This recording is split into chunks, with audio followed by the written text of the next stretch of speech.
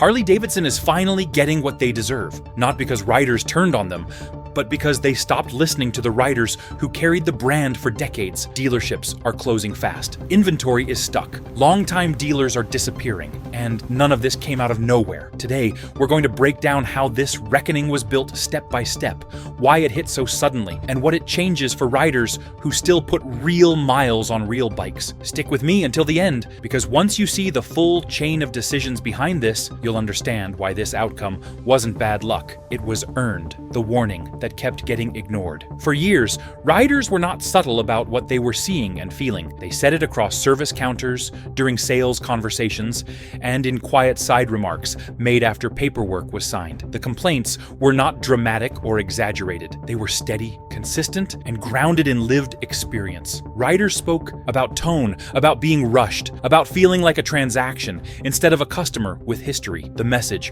was never complicated. Respect mattered, and it was slipping away. These warnings did not come from comment sections or social media storms. They came face to face, from people who had been walking through the same dealership doors for decades. Riders explained what felt off and why it mattered. They talked about trust, about relationships, about the difference between being sold to and being listened to. Many of them had watched the industry evolve before and knew the signs when something started going sideways. The disconnect began right there, in those moments. Warnings were heard but not absorbed. Familiar faces were treated like background noise. Concerns were acknowledged politely, then ignored completely. Over time, the gap widened between what riders were saying and how dealerships responded. The warning signs were clear, but clarity does not matter if no one is paying attention. These early signals formed a quiet record of dissatisfaction that accumulated steadily over time. Each interaction added another data point, showing expectations slipping out of alignment. No single moment caused alarm, but together they outlined a trajectory that should have prompted reflection, adjustment, and restraint before distance hardened into something more difficult to repair later. Ignoring warnings is one thing, but the real damage begins when behavior changes. When the dealership experience changed, something shifted inside dealership walls, and riders noticed immediately. Conversations that once felt personal became rigid and scripted. Interactions lost their warmth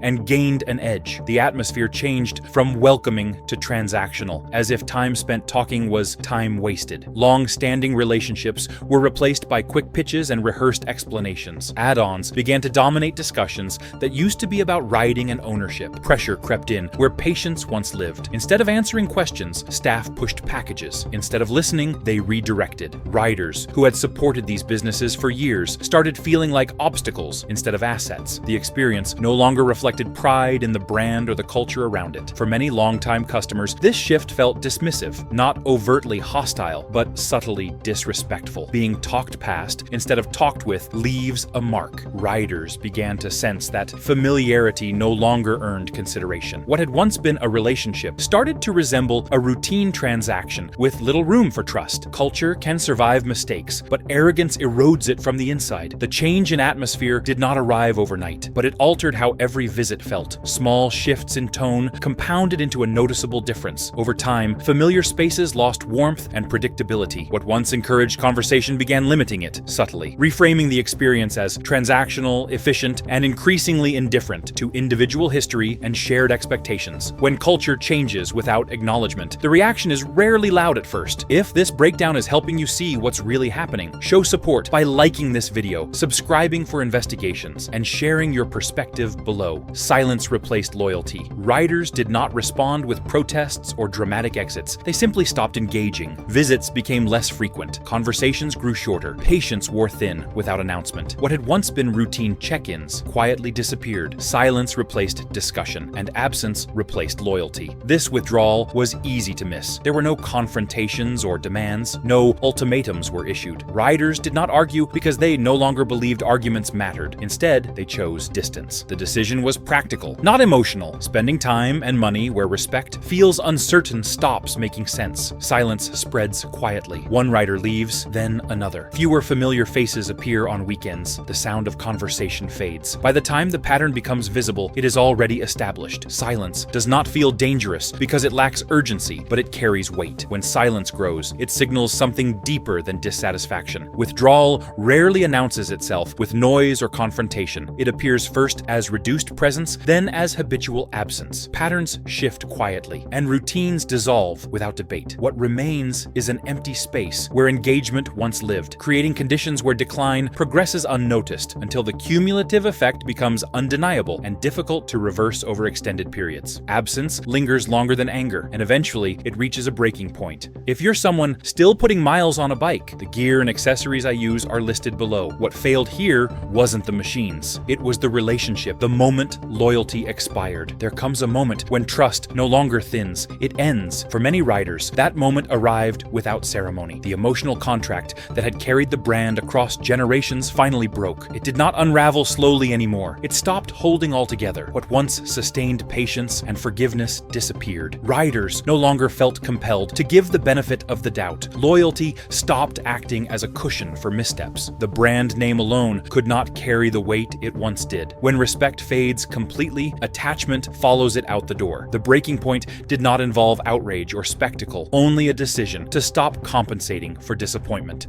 Emotional credit ran out completely. Once patience expired, there was no mechanism left to sustain attachment. Loyalty ceased functioning as insulation, exposing every flaw directly and removing the buffer that once softened consequences across the entire relationship structure. This ending did not look dramatic from the outside. There were no headlines or public reckonings, but quiet endings often carry the loudest consequences. When loyalty ends without argument, it does not return easily. What once carried the brand stopped doing so, and the fallout was already forming. Closures began without warning. Dealership closures did not roll out slowly or region by region. They appeared almost simultaneously, catching entire networks off guard. Stores that had operated for decades shut their doors within days of each other. There was no long fade, no extended warning period, and no chance to adjust. The defining feature of the collapse was speed, not decline. Entire regions were affected at once, separated by hundreds of miles but linked by timing. Locations that had survived past downturns found themselves closing in the same week as stores in completely different markets. The shutdowns did not respect geography, size, or reputation. The only common factor was how quickly everything unraveled. Because there was no gradual slide, the usual explanations failed. This was not a seasonal slowdown or a temporary contraction. The pace removed the possibility of recovery planning. When closures accelerate this fast, the cause is rarely visible on the surface. Speed itself becomes evidence of pressure building elsewhere. Records showed that these closures were not preceded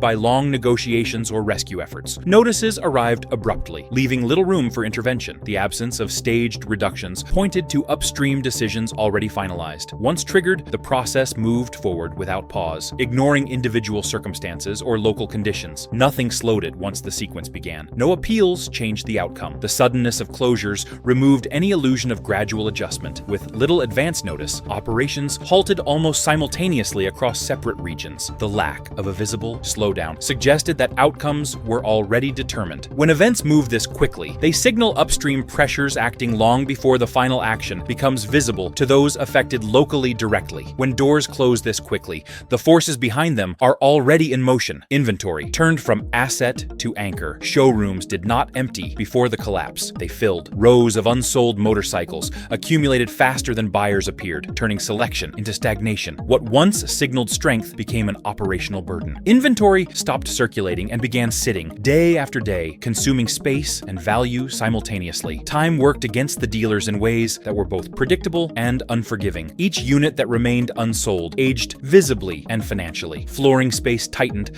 flexibility disappeared, and the ability to adjust pricing narrowed. The longer inventory sat, the heavier it became. What should have offered choice instead limited options. This buildup did not happen overnight, but its effects arrived all at once. When supply outpaced demand, timing became critical. Dealers could no longer rely on rotation to absorb new arrivals. The system assumed movement that no longer existed. Inventory volume crossed from manageable to hazardous without a clear warning line. Excess stock also distorted decision-making. Clearing space required concessions that weakened margins. Holding inventory invited further risk. Selection, once marketed as an advantage, became a visible sign of paralysis. The accumulation itself did not end businesses, but it positioned them for what came came next. Excess inventory changed the meaning of abundance. What once represented choice began limiting movement and flexibility. Units remained stationary, while obligations continued accumulating. Time transformed stored products into burdens rather than opportunities. As days passed, the physical presence of unsold stock became a constant reminder that equilibrium had already been lost across many locations nationwide. Inventory alone creates strain, but strain becomes fatal when financing takes over. Debt outpaced sales. Floor plan interest did not pause when sales slowed. Monthly costs continued, regardless of showroom traffic.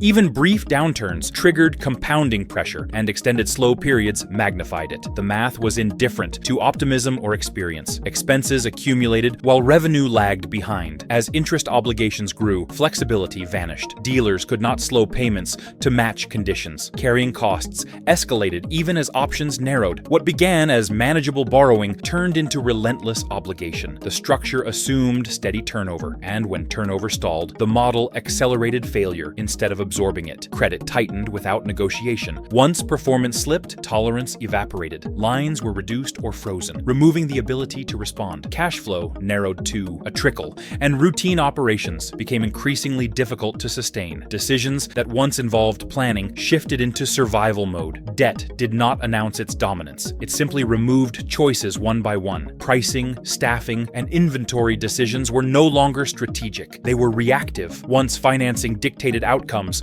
control slipped away entirely, leaving no path back to stability. Financial pressure rarely arrives as a single overwhelming demand. It builds through recurring obligations that ignore performance fluctuations. Interest compounds regardless of circumstances, narrowing options incrementally. Each cycle removes flexibility until decisions are replaced by necessity. Once obligations dominate outcomes, operational control erodes, leaving little room for recovery or strategic correction under sustained market stress. When financial pressure follows patterns, outcomes stop looking accidental. The pattern was too clean to be accidental. Not every dealership failed at the same time, and the order mattered. Smaller operations disappeared earlier, while larger centers remained open longer. Geography played a role, and scale did too. Locations with limited reach or lower volume closed first, revealing a consistent sequence across regions. This progression was too orderly to ignore. Independent shops vanished before consolidated operations. Remote markets collapsed ahead of central ones. The pattern repeated regardless of local loyalty or history. Outcomes aligned with structural positioning, not individual effort or reputation. Once mapped, the sequence became difficult to dismiss. The same characteristics appeared again and again among early closures. Size, location, and throughput determined survivability. The process favored concentration and sidelined dispersion. What looked chaotic on the surface followed a discernible logic underneath. Patterns do not require admissions to be meaningful. When results align repeatedly, intent becomes implied. The collapse followed a track that suggested selection rather than randomness, leaving little doubt that some outcomes were more acceptable than others from the start. When outcomes repeat in consistent order, randomness becomes unlikely. Similar types of businesses failed first, followed by others sharing comparable traits. The sequence held across different regions, reinforcing the same conclusion. Patterns like these imply selection rather than chance, even without explicit confirmation, guiding how responsibility is later interpreted by observers, tracking decisions over time. When patterns replace coincidence, the reckoning shifts from mechanics to consequence. Internal signals confirmed expectations. Long before public acknowledgement arrived, quiet signals inside the industry suggested the outcome was already expected. Conversations changed tone. Guidance became cautious. Decisions reflected preparation rather than surprise. Those closest to the situation adjusted their posture early, not outwardly, but noticeably, to anyone watching closely. The shift was subtle, yet consistent, and it revealed that what later appeared sudden had been privately anticipated. Preparation existed in the form of restraint rather than action. Promises grew vague, commitments shortened, long-standing assurances softened into careful language. This was not panic, it was alignment. Outcomes began matching projections that had clearly been considered ahead of time. The gap between internal expectation and public explanation widened quietly. When anticipation exists, responsibility changes shape. Decisions are no longer reactions, but acceptances. The knowledge that outcomes were expected reframes how consequences are understood. It suggests awareness without intervention and foresight without correction. That realization carries weight far beyond any announcement. Internal awareness changed how events unfolded behind closed doors. Adjustments in language, timing, and expectations expectation reflected anticipation rather than surprise. Preparation existed in restraint, not intervention. When organizations anticipate outcomes, inaction becomes a form of decision, shaping consequences long before acknowledgement reaches those outside the immediate circle of influence and authority within leadership structures today. When expectations are managed quietly, the effects surface in how communities are reshaped. Consolidation replaced community. As closures progressed, a new model took hold. Fewer, larger dealerships became the standard. What was gained in scale was lost in familiarity. Personal relationships that once anchored the experience faded as operations became uniform. The sense of place that defined local shops gave way to standardized environments. Community was not removed all at once. It thinned. Familiar staff disappeared. Conversations shortened. The atmosphere shifted toward efficiency over connection. Riders noticed that recognition vanished, replaced by process. The change was not hostile, but it was unmistakable. Identity gave way to consistency. Uniform operations promised reliability, yet they carried a cost. Local character, built over years, could not survive standardization. What once felt like a gathering place became a transactional stop. Efficiency solved logistical challenges, but left a cultural gap that could not be measured easily. Consolidation altered how places felt and functioned. Larger operations replaced familiar environments, emphasizing uniformity over local identity. Personal recognition diminished as processes standardized interactions. What had once been relational became procedural. The efficiency gained through scale carried an unseen cost, gradually dissolving the community bonds that sustained long-term loyalty across towns and regions nationwide today. As community influence declined, the balance of power began to shift quietly. If you want deeper coverage as this story continues, subscribe to the channel now. New breakdowns are coming as the situation evolves, and staying subscribed means you won't miss the moments that matter most while decisions are being made inside. Buyers regained leverage. Power did not swing back dramatically. It moved quietly. Buyers learned that waiting carried weight. Delays became deliberate. Patience turned strategic. Pressure that once flowed toward customers reversed direction without announcement. This shift was subtle because it relied on absence rather than confrontation. Buyers no longer rushed decisions. They observed, they compared, they allowed time to work in their favor. The urgency once applied to them now rested elsewhere. Leverage reveals itself slowly. At first, it looks like hesitation. Over time, it reshapes interactions. Conversations change. Offers soften. The dynamic adjusts without needing acknowledgement. Power shifts rarely announce themselves. They become visible only after they settle into place. Leverage shifted without declaration or confrontation. Buyers exercised patience, allowing time to alter negotiating dynamics. Waiting replaced urgency, and observation replaced impulse. Over time, this restraint changed conversations and expectations. Power does not require announcement to operate. It reveals itself through altered behavior and adjusted outcomes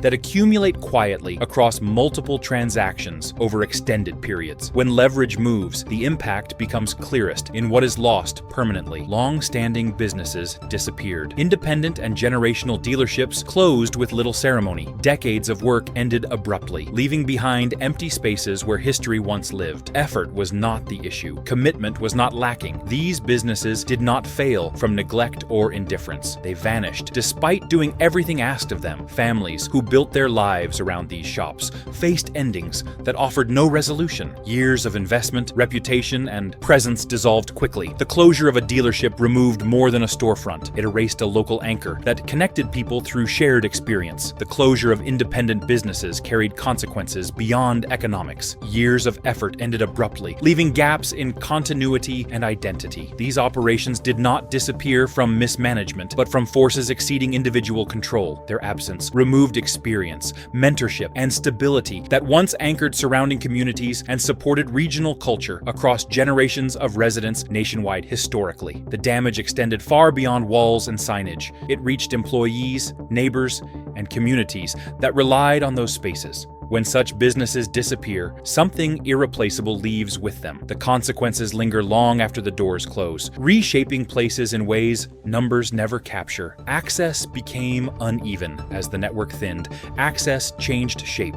convenience faded and distance took its place. Riders who once relied on nearby service found themselves measuring routes instead of minutes. What used to be a casual stop became a planned commitment. Logistics moved from the background to the foreground, quietly altering how riding fit into everyday life. Planning replaced spontaneity in subtle ways. Trips that once began on impulse now required checks, timing, and contingency. Service availability became a variable rather than an assumption. The open road still existed, but it demanded more calculation. Freedom did not disappear, yet it took on new conditions that could not be ignored. These changes were not dramatic, but they were persistent. Distance reshapes habits slowly, influencing decisions long before anyone notices. When access becomes uneven, riding shifts from routine to intention. Logistics rarely announce themselves as limitations, but they redefine what feels possible over time. Changes in access redefined everyday logistics for riders and businesses alike. Distance introduced planning,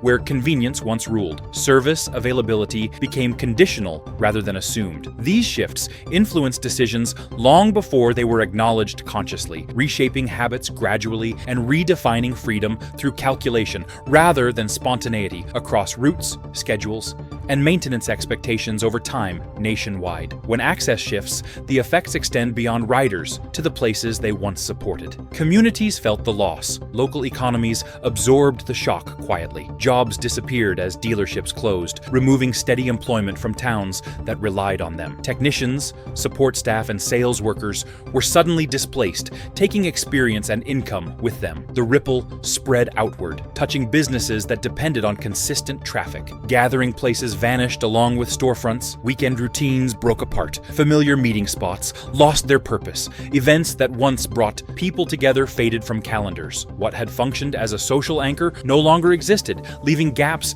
that could not be filled easily. Economic shifts like these rarely reverse quickly. They settle in and reshape patterns of movement and spending. The absence becomes normal, even as its effects continue. Communities adapt, but adaptation does not restore what was lost. These changes linger, influencing local identity long after attention moves elsewhere. Over years, routines harden, expectations adjust, and younger generations grow up without reference points their predecessors once assumed would always remain. Recovery then becomes symbolic, not structural, and memory replaces presence locally today. Economic effects settled into communities quietly but persistently. Job losses reduced stability, while secondary businesses felt declining traffic. Gathering places disappeared, removing shared spaces that once fostered connection. These absences altered daily life patterns, and their influence continued long after attention shifted elsewhere, reshaping local identity, commerce, and social rhythm for years ahead, nationwide, quietly. As communities adjusted, another reality emerged higher up the chain. The manufacturer's position strengthened. With fewer partners,